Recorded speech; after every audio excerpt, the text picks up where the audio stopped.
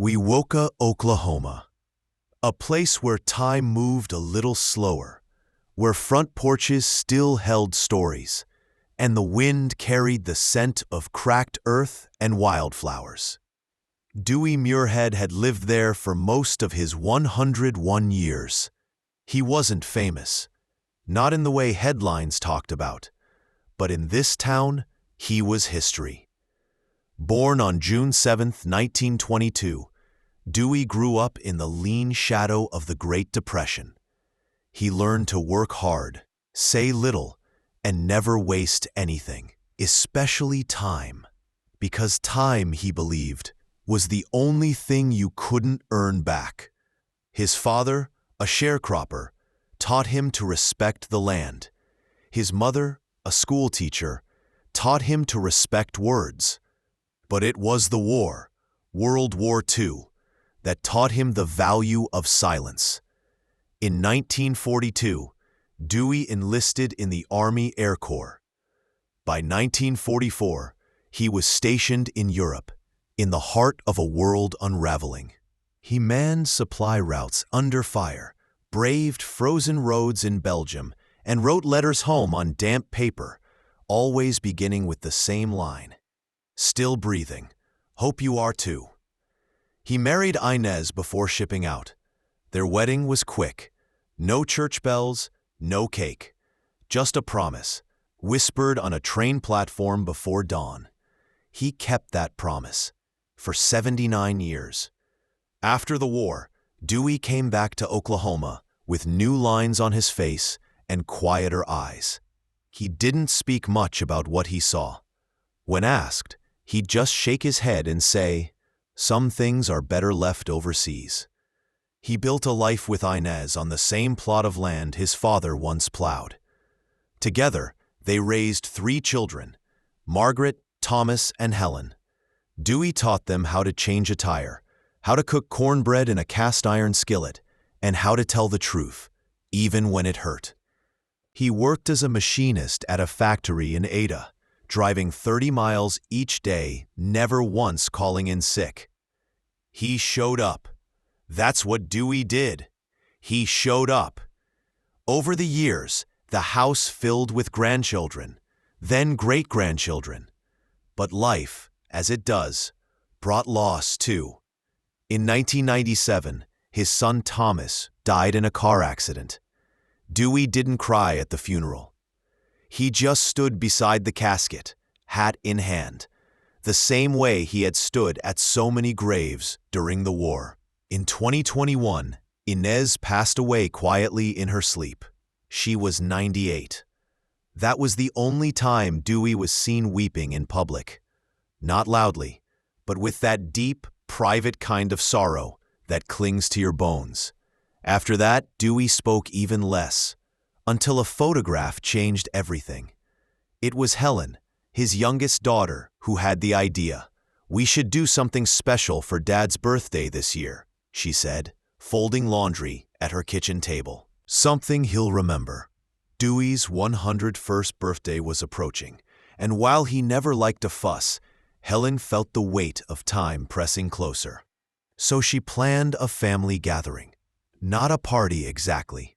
Dewey wouldn't have liked that, but a quiet afternoon on the farm, with sweet tea, peach cobbler, and a photographer to capture 5 generations of Muirheads. Dewey agreed, reluctantly. "Just don't make me wear a tie," he grumbled.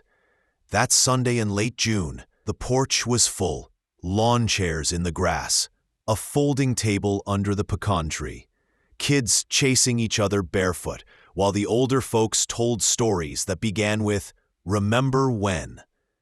Dewey sat in his favorite wooden rocker, hands folded over his cane, eyes squinting into the sun.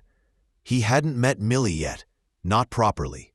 Millie Fowler was the newest branch of the family tree, just 6 months old. Born to Dewey's great-granddaughter, Rachel. The pandemic had delayed everything. Visits, introductions, hugs, until now. And as the photographer arranged everyone by height and generation, Helen whispered something to the woman beside her. That's when they brought Millie forward. They asked Dewey to close his eyes. He sighed. "What is this? Some kind of prank?" But he obeyed, a faint smile twitching at the corner of his mouth. Then, silence. A pair of small hands. Not Millie's, but Rachel's gently placed the baby in Dewey's lap. Her tiny body, wrapped in soft cotton, barely weighed anything. But to Dewey, it felt like the past and future resting together in his arms. "Okay, Dad, open your eyes." He blinked, adjusting to the sunlight, and then saw her. Millie, big-eyed, pink-cheeked, a button nose. She looked up at him like she already knew him, like she remembered something from before she was born. For a moment, no one spoke. Then Dewey, the man who hadn't cried since Inez's funeral, began to tremble. His hands, worn and weathered from decades of work, gently cradled her. And the tears came, soft and sudden, spilling down the creases of his face. "Well, I'll be," he whispered, voice cracked. "Ain't you just the sweetest thing God ever made?" Cameras clicked, but no one really paid attention to the photos anymore. The moment itself, raw, quiet, and impossibly tender, was already etched in the memory of everyone present. Even little Millie, who reached up and clutched Dewey's finger. After the photos were taken, the guests drifted into smaller conversations. Children ran through the yard again. Someone turned on an old radio.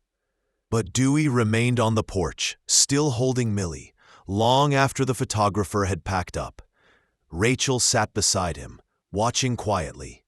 She had never seen her great-grandfather like this, soft, wordless, undone. "She fell asleep," Rachel whispered. Dewey nodded. "She knows she's safe. That's all a baby needs to know." Then, as if speaking more to the sky than to anyone in particular, Dewey began to talk. Not about war, not about pain, but about time. "I used to think life was about surviving," he said.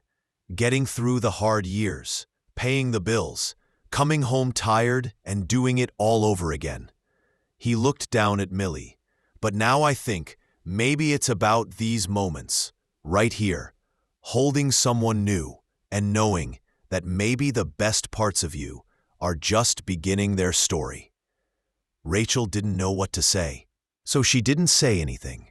She just watched the two of them, the oldest and the youngest, breathing in rhythm, side by side. And for the first time in a long time, Rachel believed in something bigger than herself. Not religion exactly, not fate, but legacy. A few days after the gathering, Helen returned to the farmhouse to help Dewey organize some of his papers. He had been talking more lately. Not a lot, but enough. Enough to make her believe he wanted to leave things in order. In the bottom drawer of an old roll-top desk, Helen found a stack of envelopes, all the same size, all yellowed with age. Each was addressed to someone different. To Margaret, on your wedding day. To Thomas, if I don't come home. To Inez, for when I forget how to say it out loud. And one, on top, that read, to the 5th generation, whoever you may be. Helen's hands shook slightly as she opened it. Inside was a short letter, written in faded black ink. "If you're reading this, it means I got more time than I expected, maybe even more than I deserved.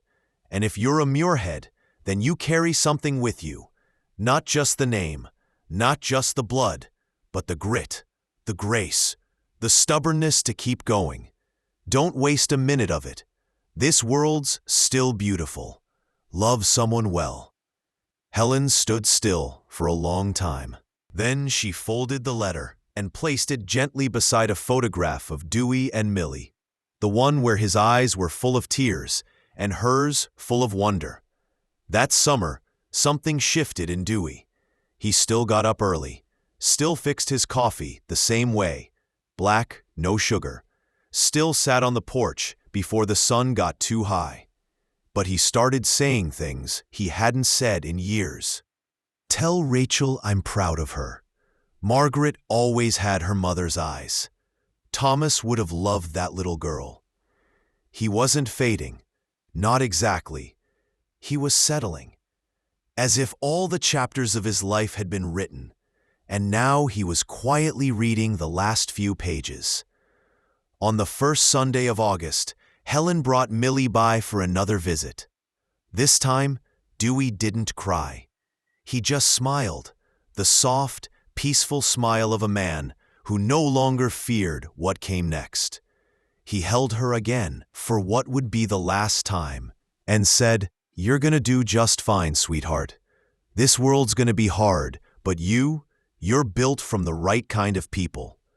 Then he kissed her forehead, leaned back in his chair, and closed his eyes. Not to sleep, but to remember. Dewey passed away quietly on the morning of September 3rd. The nurse said he looked peaceful. Still sitting in his chair, blanket over his knees, a photograph of Inez tucked into his shirt pocket. Helen got the call at 6:14 a.m. She didn't cry right away. She sat at the kitchen table, poured a cup of coffee, and whispered, "Thank you, Daddy, for everything." The town responded quickly. The flag outside the VFW hall flew at half-staff. Old friends, those few who were still around, came by with pies and stories. Younger neighbors, who barely knew Dewey, left flowers on the front steps. Because even if you didn't know him well, you knew of him. And somehow, that was enough. The funeral was held at First Baptist Church on Main Street. Simple, just like he would have wanted. They played taps, read from his favorite psalm, the 121st. And as the final hymn echoed through the small sanctuary, Rachel stepped forward with Millie in her arms. She didn't speak. She didn't need to. She simply placed the baby's hand on Dewey's casket and smiled. After Dewey's funeral, the family gathered once more at the farmhouse. There were too many people for the kitchen table, so they spread out onto the porch, into the yard. Plates of fried chicken and sweet tea circulated quietly. Laughter came in soft bursts, not loud, more like sighs with smiles attached. That afternoon, Helen pulled out the photo album. The new ones, from the photographer, had arrived. Page after page captured the last perfect day. Dewey rocking Millie, Millie staring up at him like he was the only person in the world, his hand covering hers, his eyes filled with water but not sorrow. And the final photo, 5 generations standing together, time layered in skin and smiles. Rachel traced the image with her finger. "She won't remember him," she whispered almost to herself. Helen leaned in.